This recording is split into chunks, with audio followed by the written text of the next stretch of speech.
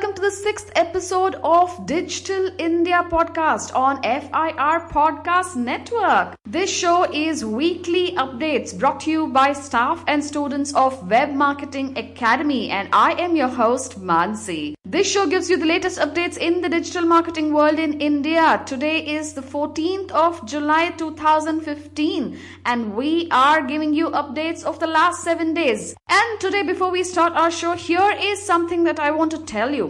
Lots of members appreciating our show, loads of downloads and plays. So this is what we want to give you for all the love showered on us. Let us know what topics you want on our podcast and we will do it for you. You give us a topic, we research, we discuss, we revert and do a podcast for you. That topic can be anything, any topic in the digital world of India, and we'll just do it for you. We'll also not forget to attribute the story and the topic to you. So please give out your full name, contact details, your company name if you're working, and we are more than willing to revert to you on our podcast. In the meantime, I would like to thank Mr. Krishnadas Nair, and he has emailed our founder and CEO, that is Suresh Babu, saying, "Dear Suresh, I started subscribing to your podcast just recently. I was initially apprehensive on the quality as I listened to Twig, BBC, Car Talk, and many such established and popular featured podcasts. But I found yours equally good and entertaining. Congratulations and keep up the good work." Well, it's always glad to hear feedback from our listeners. Thank you so much, Mr. Krishnadas Nair, for this. Hey, if you're listening to our show and you have a feedback or a topic that you want us to discuss on our podcast, do email it to us on SURESH. That's Suresh at webmarketingacademy.in. Here are the major headlines for this week. Amazon India records high growth in music category. The second story we have is about Amartya Sen's social media abuse. And the third story we have for today is about SBI and HDFC Bank are the most active in addressing customer queries on social media. That's what the report says. And last but not the least, the fourth story we have is about Google India's Code to Learn contest becoming a part of Rashtriya Avishkar Abhiyan. Those are some stories lined up for you. We are delighted to have a listener comment from the Prashant Naidu interview. Hey, hi there guys, this is Manish Kannan, and nice to see Prashant and Lighthouse Insights sharing their views on social media and about how digital media or social media platforms are getting evolved, and it was nice to understand, and Suresh, the curator or the moderator, was excellent enough to go ahead and ask questions which are very relevant. And in fact, I know this gentleman Prashant for a long time now, and it's so great to see him on such a platform and educating others with the good stuff. And buddy, you rock, and I wish you all the best. And to Suresh also, to all your team and your Institute of social media, all the guys who are attending or are taking the digital media or the social media kind of a training. You guys rock and keep on doing the same thing. Okay, I wish you all the best for future. Have a nice day. Bye bye. Take care. Manish Kannan, thank you so much for your kind words. We appreciate it. If you have a comment or feedback you would like to share, please send it to fircomments@gmail.com. fircomments@gmail.com. Thank you. And here is our first story. According to the Economic Times, Amazon India records a high growth in music category. E-commerce major Amazon India recorded a 20 to 25% month-on-month growth in sales in its musical instruments and professional audio segment, according to a top company executive. Amazon had launched its musical instruments and professional audio store as a part of its music category in November 2014. There are limited numbers of offline store in India to serve the musical needs of billions of people, said Samir Kumar, the director of category management at Amazon India.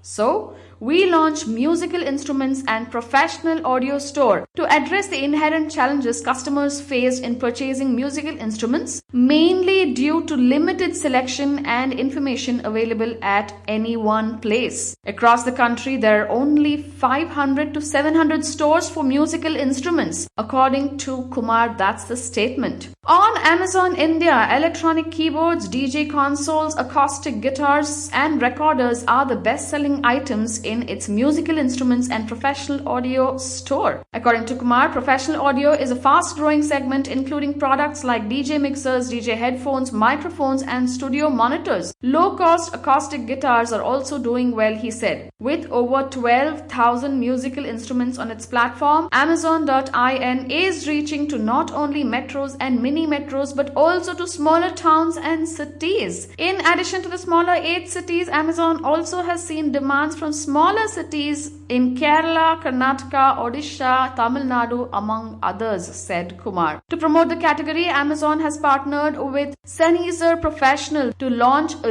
leaderboard campaign for emerging brands in India. Anybody in India who is wanting to learn music, there's a host of things in the online world to teach you music, and also now the instruments are available on Amazon India. And before we move on to our next story, we have an awesome tip. This is an initiative by Google, Tata Trust, and Intel.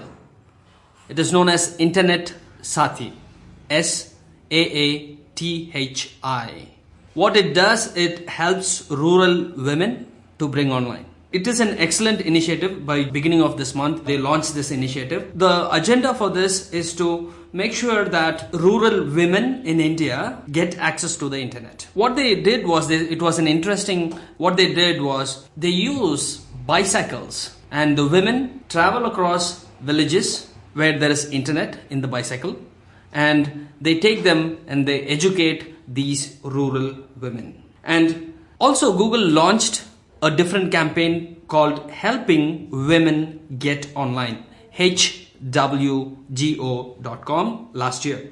Now the aim is to have 4,500 villages and 500,000 women by the end of 2016. What they're going to do is they're going to teach them some basic skills, basic trainings on how to use the internet, how to find information such as farming, payment of school fees, bills, etc. This is 1,000 bicycles specifically designed to spread the word. These bicycles are equipped with internet facility where these women ride the bicycle, take them across the village and share that.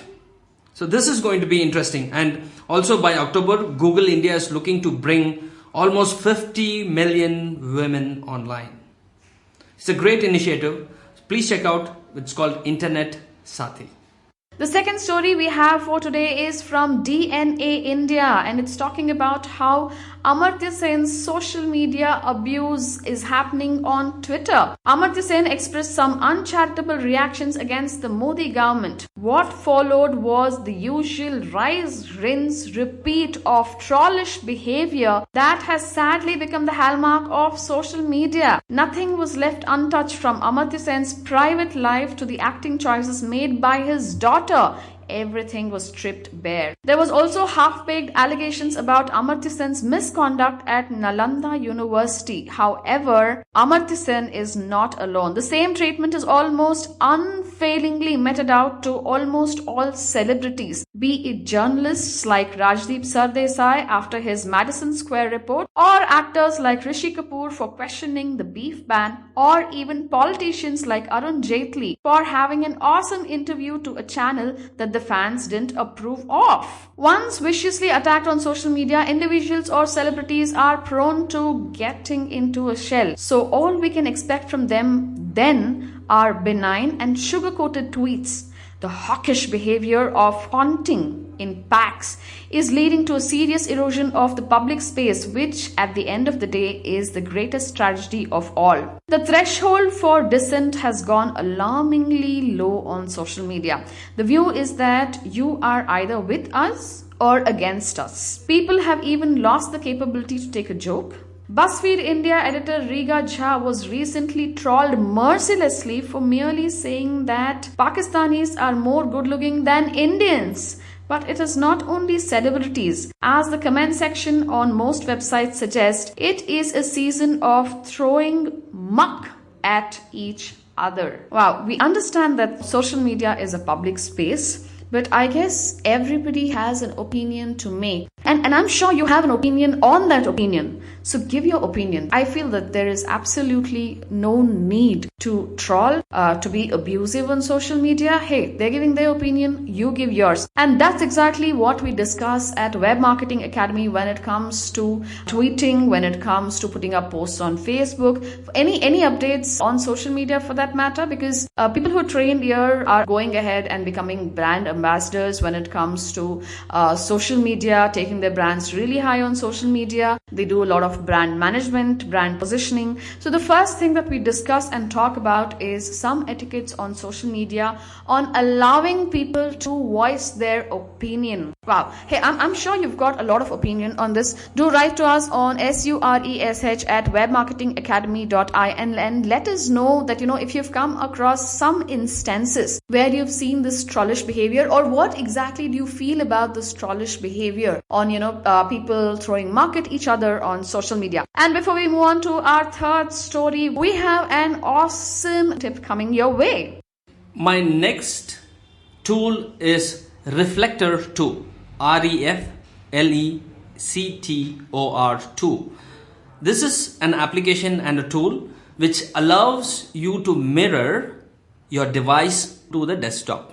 So basically what you do is you download this Reflector 2 to your desktop, you connect your mobile, and whatever you want to project from your mobile to the desktop. For example, you're giving a presentation and you want to show how Periscope works. So you can actually connect it wirelessly, and then you can do the activity in your phone that will be mirrored in your desktop, which then can simultaneously be presented.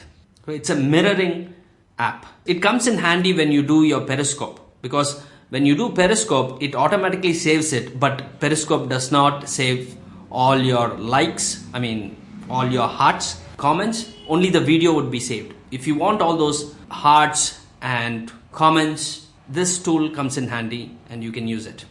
And the third story we have for today is about SBI and HDFC Bank being the most active in addressing customer queries on social media. That's about a report. Government-owned State Bank of India and the second largest bank, that's HDFC, Housing Development Finance Corporation, are most active in addressing customer complaints and queries on social media, while Yes Bank has the highest market share of buzz on social media, says a report released by Simplify 360. The report analyzed 9 banks wherein it collected data and counting the mentions for each company on Twitter and Facebook. Now, this is a report on Economic Times and this is a report done by Simplify 360, and the data collected is restricted to Twitter and Facebook. The report said that HDFC Bank replied to 45% of the queries while SBI replied to 41%. Among other banks, Axis Bank, ICICI Bank has failed to address 80%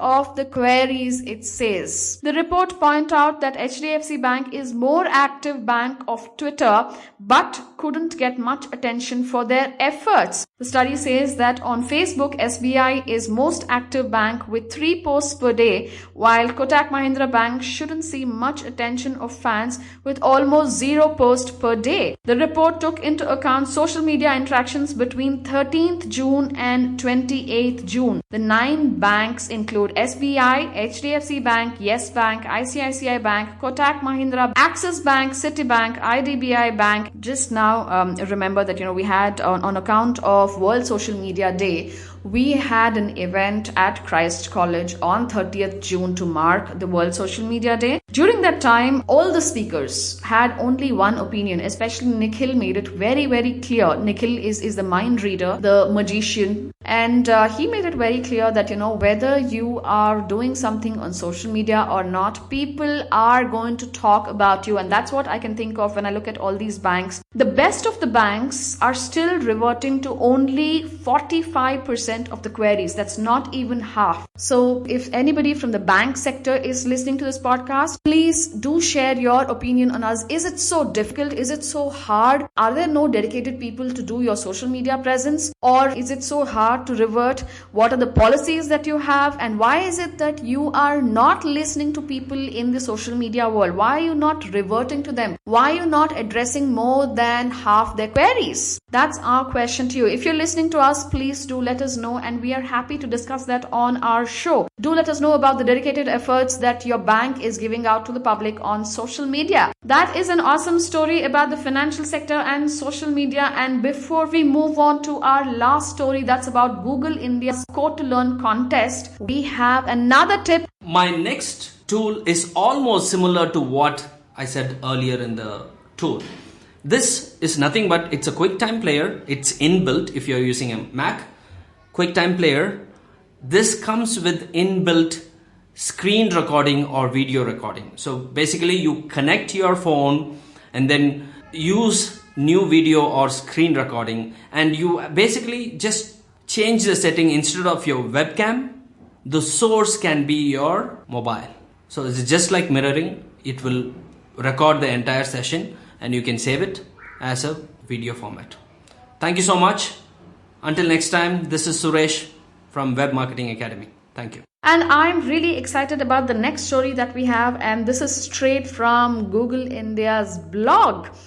It says Google India's Code to Learn contest becomes a part of Rashtriya Avishkar Abhiyan. Code to Learn initiative has been included in the Rashtriya Avishkar Abhiyan, that's National Innovation Mission, says the Google blog. The contest enables students from class 5th to class 10th to develop software projects on subjects of their choice without writing even one line of programming code. To develop their projects, students can use Scratch and App Inventor. Both tools have been developed at MIT. Those tools make programming very easy, and students are able to tell stories, make animations, build games, and create Android apps in a quick and intuitive manner. So if you have a child at home, or if you know anybody who has, you should simply just tell them about this Google India's Code to Learn contest. The Rashtriya Avishkar Abhiyan is the Ministry of Human Resource Development flagship initiative. The program aims at fostering a spirit of inquiry and creativity apart from inculcating a love for science and math among children. The Rashtriya Avishkar Abhiyan will help in creating a framework for innovation and research in school learning. This will be essential for developing a digital-first generation ready to reap the rewards of Government of India's Digital India program, of which Google is a proud partner. The Code to Learn initiative will help in translating Prime Minister Modi's vision of making India a world leader in digital technologies, for it will help kids effectively deploy technology and enhance their interest in computer science. I hope all of you are listening to this. As I said, if you have a child at home, actually this is for kids between 5 and 10, that's class 5. 5th standard to 10th standard, as we call it in India. But then if you have kids younger to that, there's no harm in trying. It's the same for all kids. So do try it out and let us know about this. If you have queries on this, please do write to us and we are happy to help you. And those were the latest digital marketing updates for this week. And before we move on, I happened to catch hold of Fortune India magazine, and in their special issue they're talking about the next 500, basically the first comprehensive ranking of India's mid-sized companies. There is an article where they're talking about Make My Trip, and I can actually see Rajesh there, a full-fledged photograph. They're talking about how most of Make My Trip's first $1 billion in gross bookings happened despite poor broadband in India. And in this article, we have a quote from Suresh Babu, and the context is that how Make My Trip has bought over this app, which is called MyGola, MYGOLA. It's about a travel planning app that specializes in quick customized itineraries and has picked up as the best new app by Apple. And in this context, we have Suresh Babu, that's the founder of Web Marketing Academy in Bangalore, who argues that while most companies routinely use social media for advertising, none of them have managed to build a great social brand, which he says is all about becoming a part of the conversation. When I saw this, the first thing I did was go to Suresh and say, we have to do a podcast on this. So yes, we have in our studio today none other than Suresh Babu, the founder CEO of Web Marketing Academy. Welcome to the show, Suresh. Thank you, Mansi. Okay, and we also have with us Monica, faculty at WMA and an independent digital marketing consultant. Hi, Mansi. Hey, so I think there's a balanced view of whatever the topic that we have chosen today. So Suresh, you've blatantly gone out there and spoken about how brands are unable to leverage social media. So when you said that, what was it that you had in mind? Yeah, so before we get into that, I just want to thank Vasudev and Kunal who covered the story.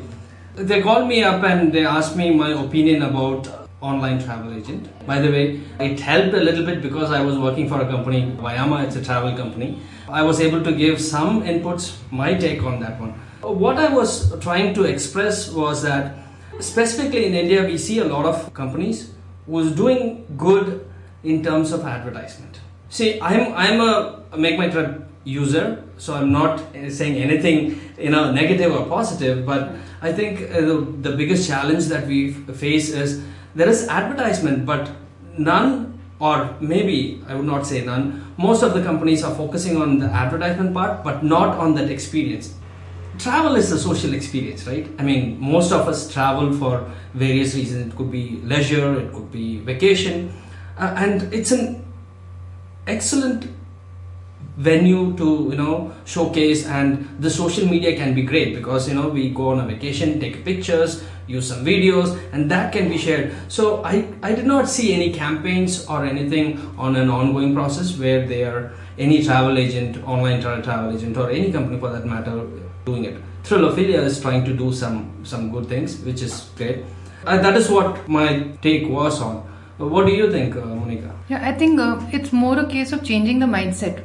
For social, you have to have an open kind of mindset, a mindset where which you want to share things. In social, especially and in the travel industry, your customers could become your brand ambassadors so easily. Exactly. It is so easy to leverage that, but very few people are actually doing it. You don't even have to work on a lot of stuff yourself. You see how GoPro uses YouTube. Exactly, yeah. That's awesome, right? So the way they use YouTube and images, they have competitions, and how Zappos, the tweets itself are so interesting.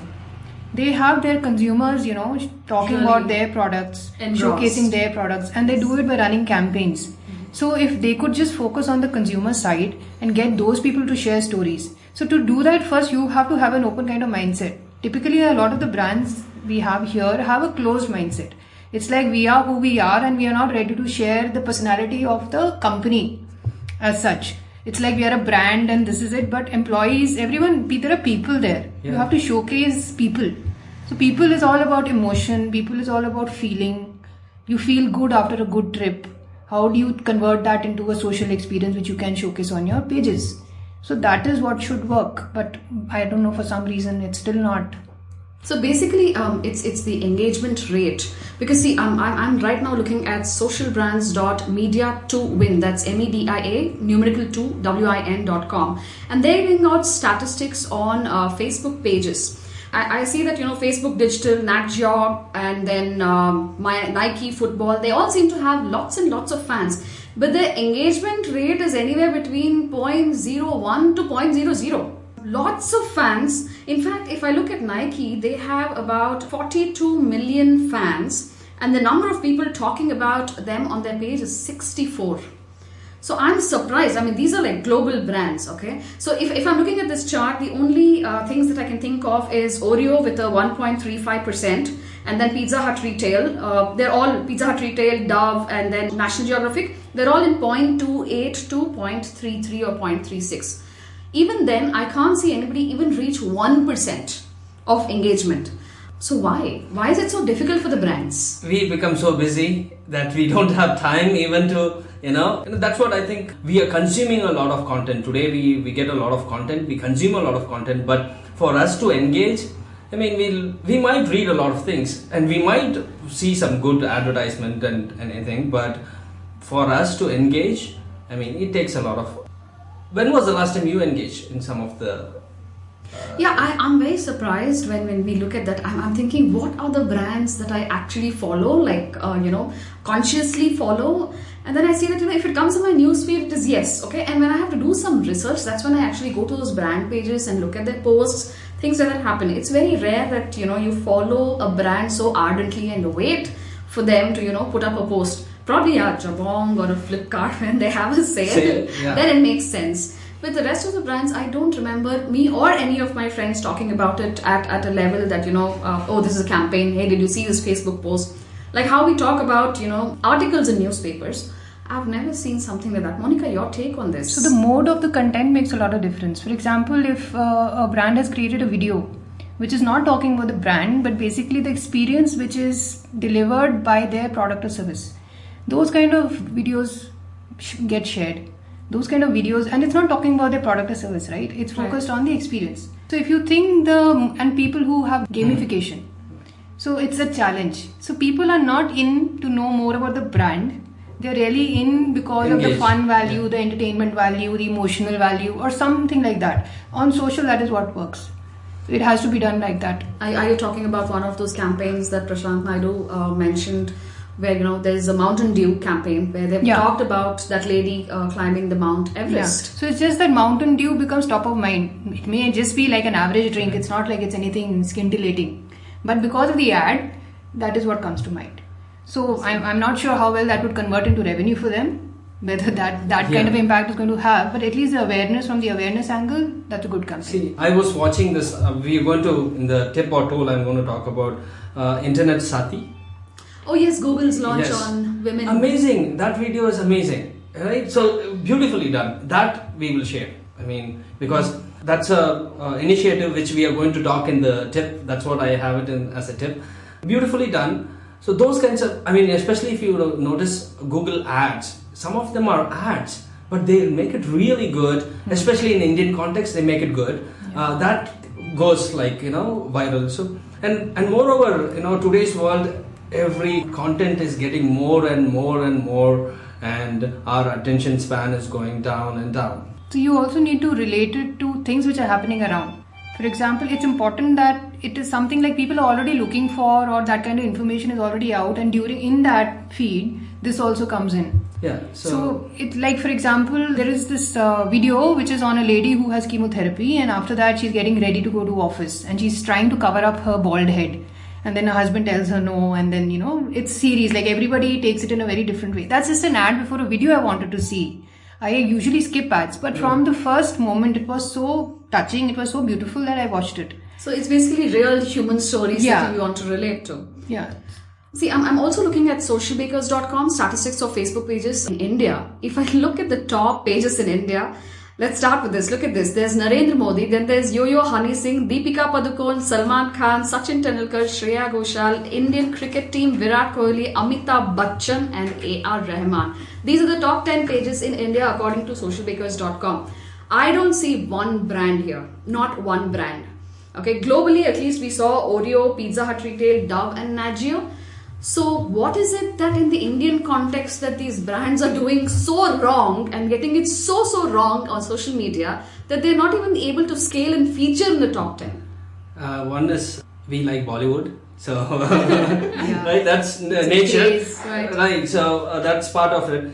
I think the problem or the challenge that I see is who's doing this? Is it done in-house or is it done outsourced?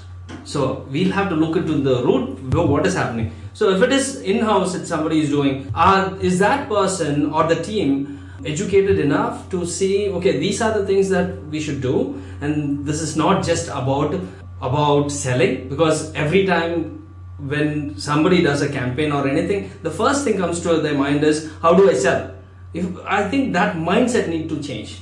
Social media is there not to just to sell, but also to educate, to get the trust. And that is the power of social media, right? So get the trust and educate. That if we do, I think it will change a little bit. Now that should be done either in the team. If it is outsourced, are these agencies educating them?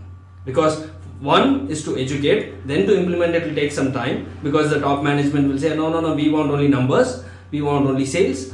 But I think that should be part of the entire digital marketing campaign if they run. Here we run some ads, so I don't think so any agency will say, here is a campaign that is going specifically for sales. Here is a campaign that we are going to educate one particular thing, and we allocate budget accordingly, and then we'll run various campaigns. That is not done, right? When you ask, give me budget for educating or coming up with videos and other things for education purposes, they don't see the value. I think it will take some time for them to understand, and also it is the responsibility of the agencies to educate.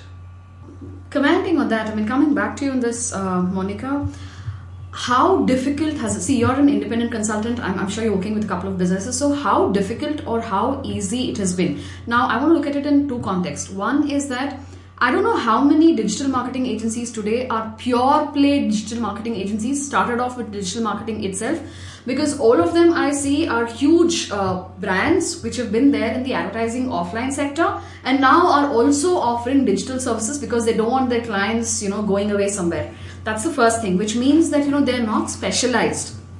Of course, they can always pick up the talent that's there, the best of the talent, and put them there. And the second that I see is that brands like Coke, I remember reading it like 3 years ago, where they moved from, a large agency that they had to somebody really small. And they were like, we need somebody who's specialized, who started with this, and a smaller team who can actually help and focus. So keeping these two things in mind, how difficult has your journey been? Difficult. What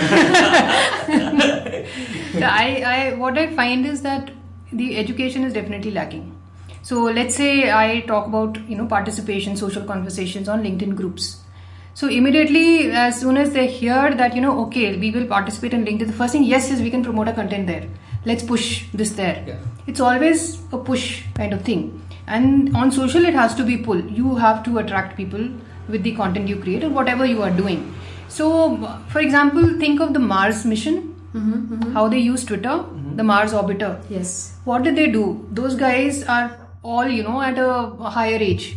They allocated the job to 3 scientists in the 30s age group, and those guys did it so well. They talk like human to human. It was like, the Mars satellite from India talking to the satellite from US. And they got fans. There were women there who were dying to date the Mars satellite. Can you believe that? But this is the excitement it created. And if you see, there have been stats which have shown, like movies like Interstellar and this Mars orbiter thing, the interest people are showing in science has increased in colleges, in Indian colleges. So this is how social is supposed to work.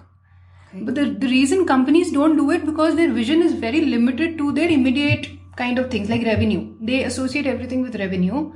And while I'm not saying that that's a bad goal to have, you would want revenue, but engagement also matters. Nurturing matters, especially in today's world. Yeah, loyalty, it's a very fickle thing. Social in any case is a fickle thing, but to engage people on a continuing basis, you really have to be invested in it. And with the thing that it's a social platform. A regular, maybe conventional marketer will not succeed on social with the same kind of mindset. The mindset has to change completely. Exactly. Now, in this article, also there was mentioning some of the agencies, which is, you said that there are some agencies who are traditional and they try to get into digital as well. But Interactive Avenue, Pinstrom, they're all digital agencies, right? Which is known in India. All my talks, some of the talks I'll tell, if your agency is not talking about content marketing, it is time to fire the agency. In today's world, right? It is not just about advertisement. You'll have to allocate budget for content, because without content, what is that you're going to do? So it's time to rethink. I think first the agencies also should know it's not just you can spend some money, do some remarketing, which they are doing great, which they're doing great in those areas. But it can go a little more further and take this responsibility of educating them, coming up with some content plan. Here is what it is, and it is also, they are also in business, right? They want to get as much of this thing. So to mentor them, it's not easy. And who does really well in that area is Gary Vaynerchuk, Vayner right? So and then Mitch Joel does really well. That's his 6 pixels of separations. Miram, they do it well. So they are all educating. In here it is not happening. So basically you're trying to say that, when you go to an agency, it's all about advertising. There is nothing organic, and the emphasis is not being given to an organic growth. So Suresh, here's something else that I want to bring up in this context. We see that, the agencies come out with a lot of innovative ways of, engagement. Okay, and when they go back to the brands, the first thing probably a marketing manager who is looking at the agency will ask, hey, my CEO is going to ask, how does this align with my brand objectives or vision? And it's completely FIR. Okay, this doesn't work. Okay, so I don't know if the CXO level people are able to see the concept, or is it just this, the marketing managers who just fire it and they don't even allow it to go till the CEOs who can actually take a call on that. So when it comes to this, what is your perspective on agencies and their ideas in between these managers and then the CXO level people? What do you have to say to them? I've seen is these managers are excited today, in today's world, because some of them, not all of them, some of them who understand the value, they realize, okay, this is an excellent move. And of course, when it goes up one level, there might be hesitations. That being said, there are some of the CEOs and top levels who understand this. They realize, okay, this is what we need to do. So they take the decision, right? So it should always be a balance. Always there should be a balance. There's no balance because the agency might tell it should align with the manager. So it's cycle, and to bring that cycle together, I think it'll take a long time. So it is not the mindset, as Monica said, it's the mindset. It should change from everybody's mindset, and that will take maybe 2 decades. I think the same thing we were speaking about in the Digital India podcast as well, when we spoke about launch of Digital India and how we're getting in lots and lots of infrastructure, but then we need that attitude, aptitude, the mindset itself to utilize the infrastructure that's going to be given. Right. All right, it's time to wind up this discussion. Thank you so much, Suresh and Monica, for having come in here and sharing your perspectives on brands utilizing social media presence for their awareness or ROI or sales, everything that comes together. For those of you who are listening to us and have something to say, you can leave a comment in the comment section below, and you could connect with us on Facebook. You could also write to us on SURESH, that's Suresh at webmarketingacademy.in. I hope you're all enjoying the weekly updates and this little chat that comes your way. Catch you same time next week. Until then, this is Mansi signing off with a bye-bye.